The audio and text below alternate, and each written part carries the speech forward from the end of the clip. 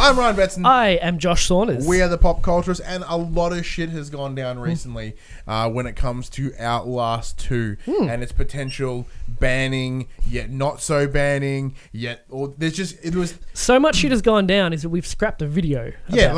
So essentially we've recorded this discussion before. This time last week we recorded a big discussion about. We recorded a discussion. The video, Outlast II had just been banned. No other news other than it is not coming to Australia because of a certain scene. Correct. That's when we recorded that video. And it was a good video. Even by our standards, it was a good video. Very heated discussion. It was good. We were all very passionate. We all had different points. We all argued very well. But now I'm cool. But since the rest of these come, I'm all right. So we recorded that video with the information that we had at the time. Yeah. Literally, when we finished recording, we went to bed, we woke up, and it's like... Load screen article is where I saw our buddies at Load Screen were like, here's all the information that you need. Yeah. And we're like, oh man. God damn, that changes literally everything. Let's quickly recap our points that would have been in the video. My point initially, in the video we did that you're never ever going to see, but my biggest point was... The biggest issue with the banning. The biggest issue with the banning is that it came out that Outlast II has been denied classification because of one scene. This particular scene, which while described as very graphic, it's not coming because of that scene.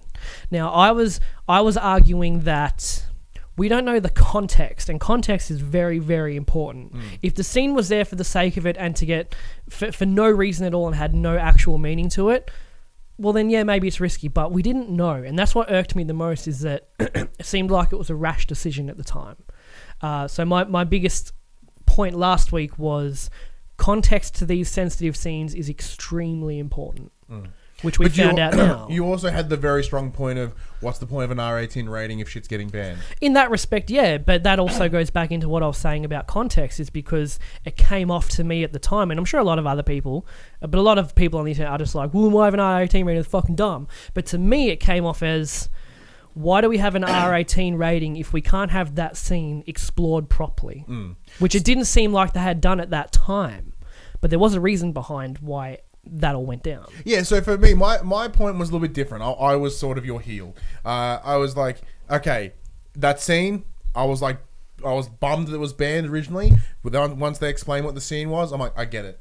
Because I understand the guidelines in terms of how they work and how...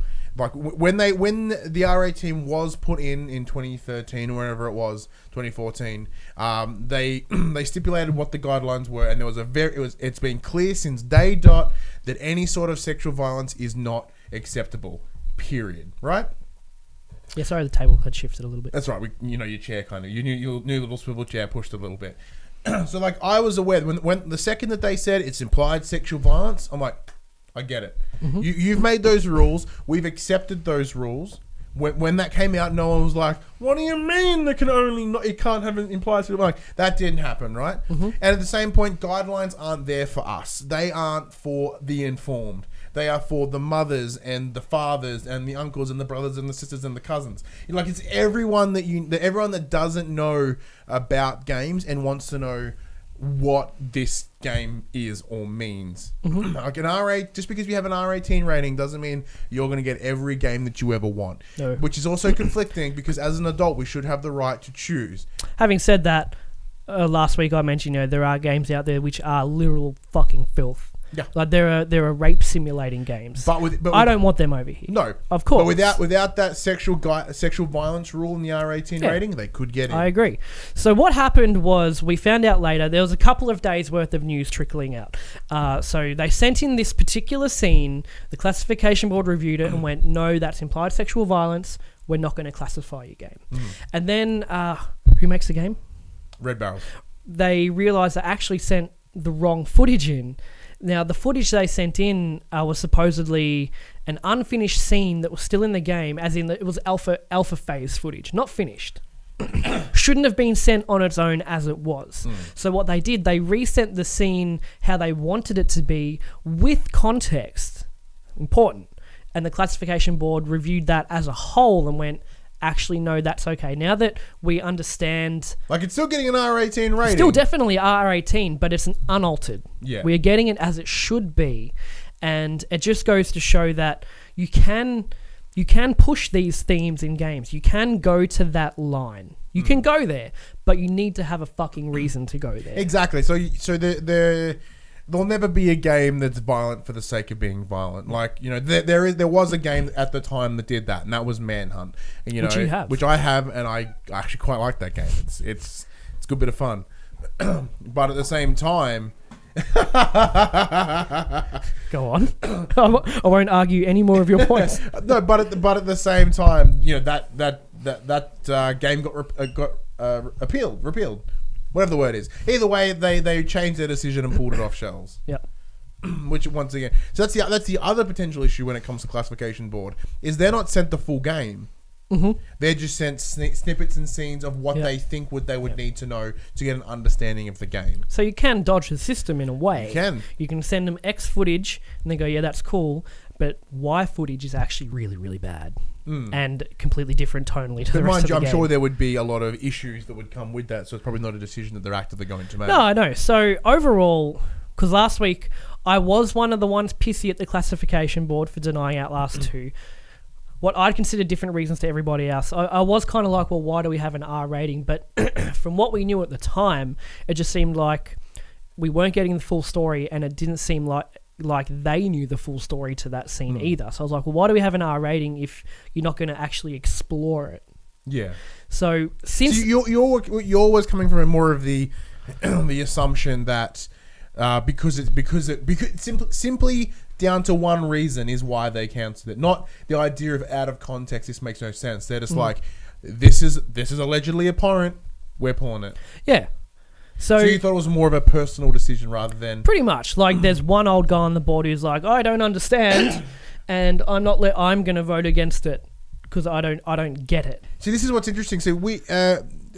every time we've gone to PAX, there's always been a booth for the Australian Classifications Board, and we always go have a chat with them. Yeah.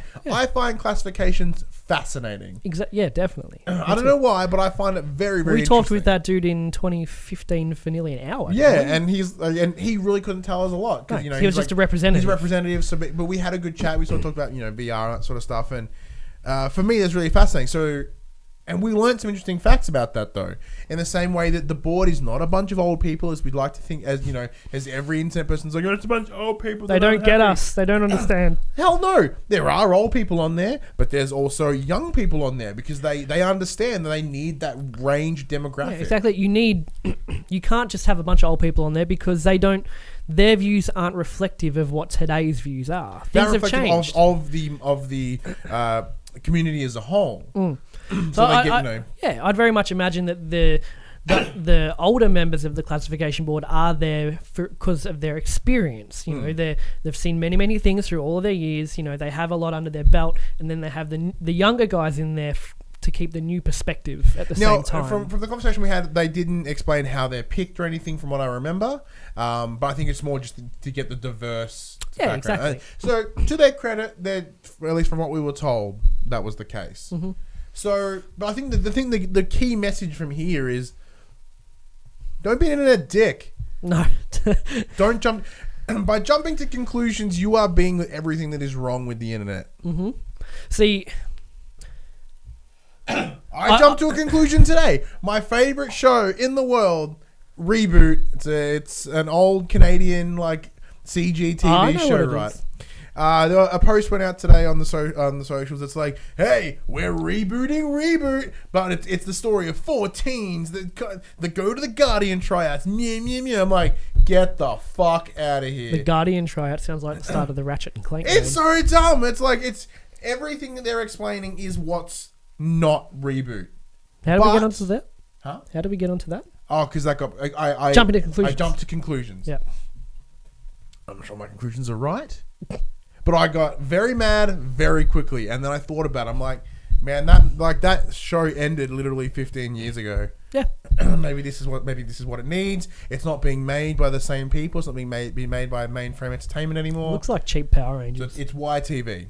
Yeah, YTV? I think it's YTV in Canada that are doing it. So they have the rights to reboot, so they can do whatever they want with it. Yeah. But it's not my reboot. And that's okay.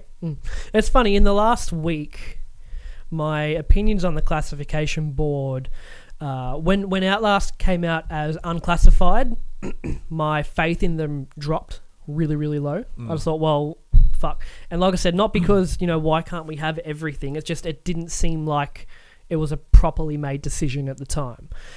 To what the news we got a few days later, where it's like, no, we have proper context. We've got the scene in right context.